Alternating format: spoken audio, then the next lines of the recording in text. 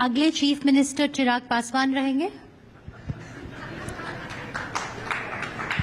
मेरे सारे thought process, मेरी सारी मेहनत, मेरी सारी वर्षों से जो मैंने व्यवस्था तैयार करने के लिए जो मैंने सोच डाली है, उन सारी चीजों को भुला के ना एकदम बॉयल डाउन कर दिया जाता है कि इसकी महत्वाकांक्षा है मुख्यमंत्री बनने की। इसलिए मैं ऑनेस्टली बोलता हूं, मेरी ऐसी कोई महत्वाकांक्षा नहीं है। मैं जिस परिवार से आता हूं, I have seen it all. My stomach is already full. I don't need. I don't have any greed left कि मुझे ये चाहिए, मुझे वो चाहिए। मैं एक ऐसे परिवार से आता हूं जहां पे मेरे नेता, मेरे पिता आदरणीय रामविलास पासवान जी ने बतौर केंद्रीय मंत्री 6 प्रधानमंत्रियों के साथ उन्होंने काम किया।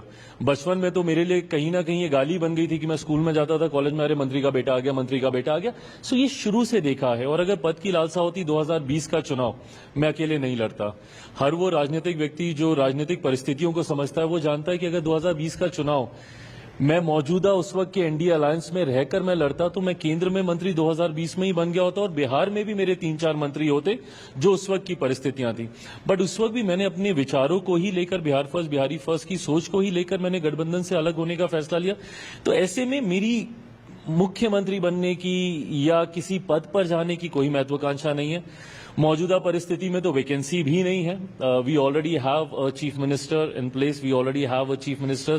But we have elections coming in November, and Bihar could do with some youthful energy, something that you represent, something that a lot of your competitors also represent. You Absolutely. have Mr. Prashant Kishore, you have Mr. Kanhaiya Kumar. So there are a lot of youth leaders coming out of Bihar, promising a change in Bihar.